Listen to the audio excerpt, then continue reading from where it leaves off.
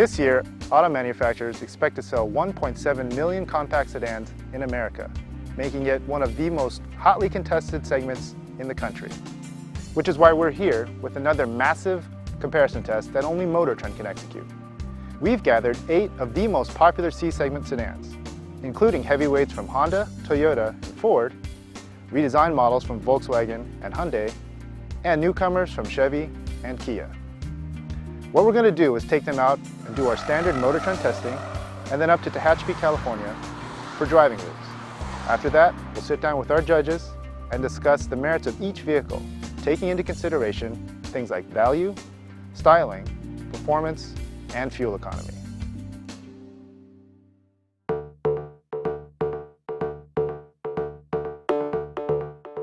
It's what compacts used to be, cheap and cheerful. This is the only one here with an as-tested price of less than $20,000. And for that, you still get most of the features that the other cars have, and for a little more, you can get all of the features, so you're not really missing out on anything. I think it looks good. I don't think it looks great. This car has what the youth market looks for, an easy iPod connection, decent stereo. Otherwise, the interior is fairly plain and dark. Another aspect of the three that's not stellar is the back seat. We put 2 and 3 people in there. I'd say it was average. The 2-liter 4-cylinder engine is a pretty nice, quiet, refined engine. It revs freely. It's a fun to drive car, and it's really the driver's car. The chassis is really responsive. It handles really well. The steering, I would say it's the best in this group. Very light, it's direct, it's linear, it's got a great feel. Like you just really feel connected to the car, to the road.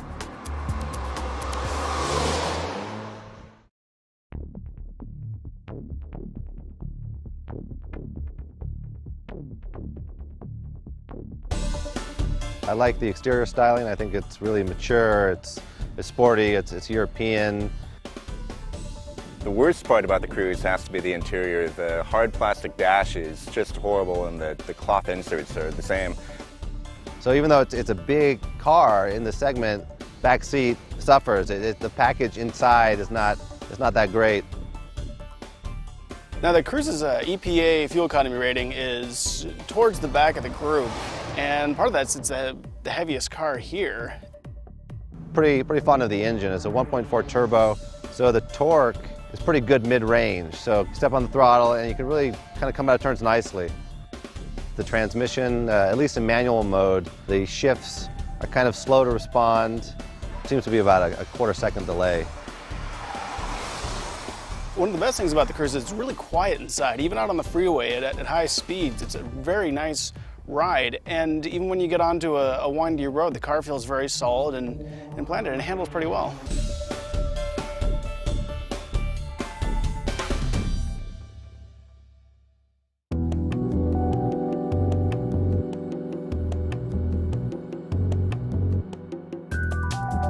The styling of the Jetta is among the best in the group. It's really sleek, it's really sharp. For me, this car was quite a step back from the previous Volkswagen Jetta.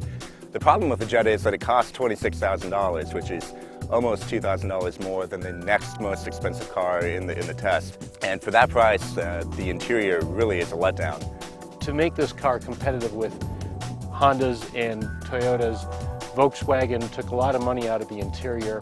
Obviously, it has the most torque by far, the most power. The transmission is also excellent. It's a dual clutch unit, and they've really revamped that transmission to work well with the diesel engine. The best part of it is the powertrain, which I think is a bit of a ringer. I think to compete with these other cars in the low 20s instead of the high 20s in terms of dollar price, the car should have come with a 2.5-liter 5-cylinder. That's the mainstream engine for the Jetta in the United States.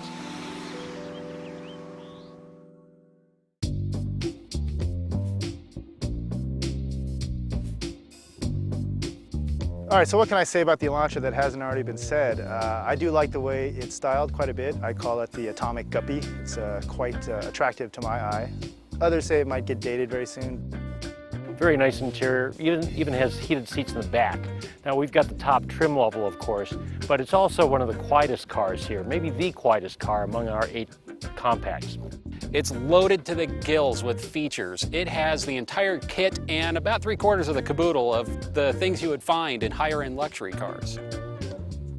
Probably the biggest flaw is the steering. It needs some feel to it, needs some feedback.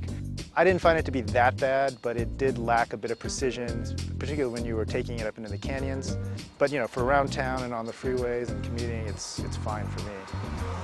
Well, the Hyundai Elantra, I think, is close to the ideal of the type of car that will get Americans to downsize from mid-size sedans to compact sedans.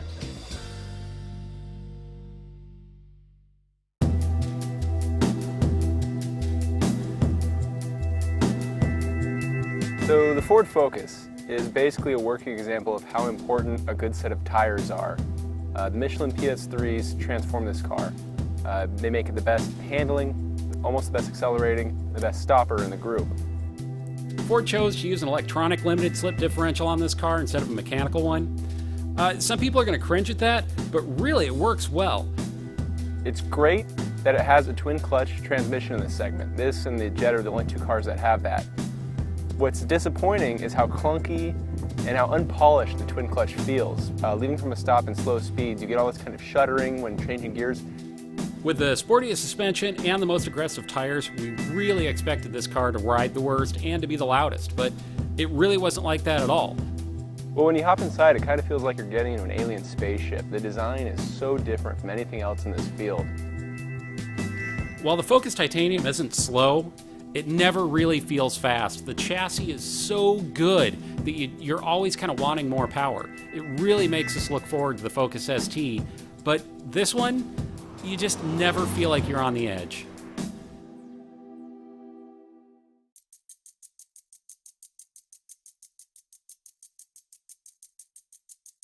One of the best arguments you can make for the Forte is it's a really great value. You get a lot of features, iPod and Bluetooth, and all these things for a really low price. It's one of the cheapest cars here. And in this class, the more upscale features like that you can pack into a car while keeping the cost down is impressive. Not in love with the interior though. There was a few problems I had inside. I thought the shifter in particular is quite overwrought. It's very dark and really has a real sort of basic transportation kind of feel. It's really fun to drive. It's light and it's really agile. Very chuckable, a lot of fun to throw into corners, felt light, steering was positive and pretty precise. The engine is actually the second most powerful in the test, but it delivered the second worst performance numbers. You give it the throttle and it's just not moving. You know, these aren't sports cars, I know, but there are other cars that had better, more refined, quicker engine response. When the Forte first came out a year and a half, 2 years ago, it looked really sharp. It was really new direction for Kia, but when you get it next to all these competitors, it's actually gotten old already. It really blends into the crowd. You don't see it.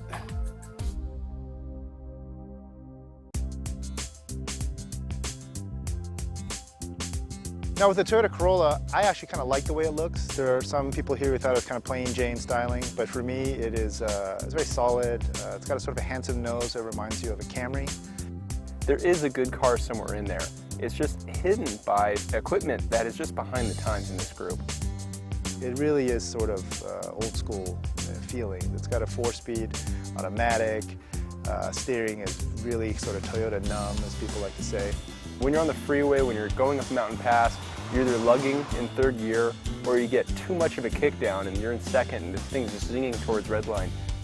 It does have some problems inside. It doesn't feel quite so luxurious as some of the others.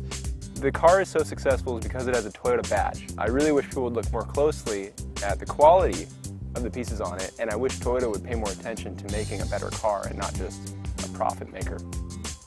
As a basic commuter car, a lot to recommend, but nothing that really does stand out.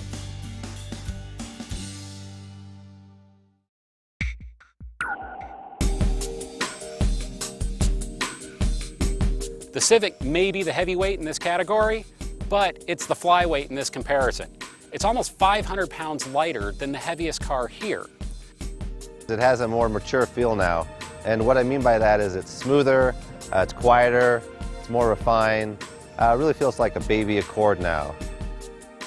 It's not the most fun to drive, but it's not bad either. It's got decent turn-in on the mountain roads.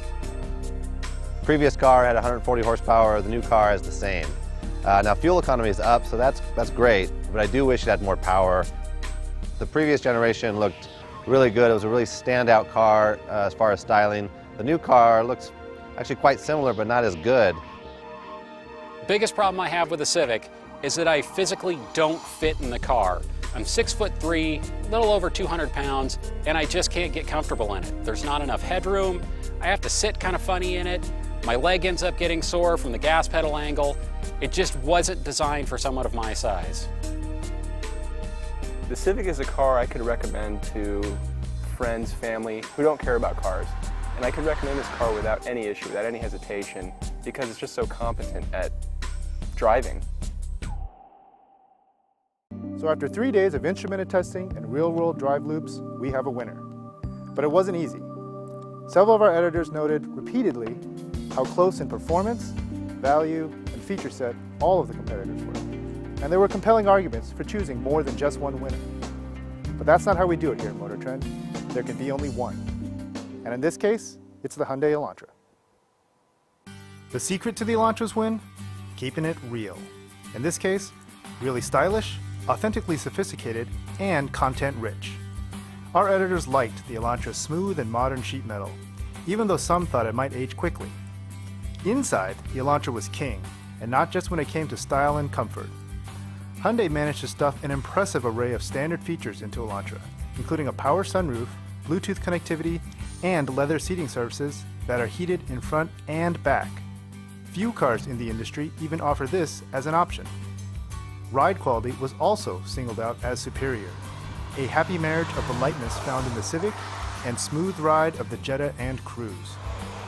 The only quality our judges took issue with was a lack of sharpness in the Elantra's steering, which really isn't a problem when cruising or commuting. Compared to every other car here, the Elantra feels grown up and sophisticated, concluded one of our judges, and in the end, that is why it won. The Hyundai Elantra offers the most compelling combination of styling, packaging, comfort, and efficiency, all for a price that is hard to beat.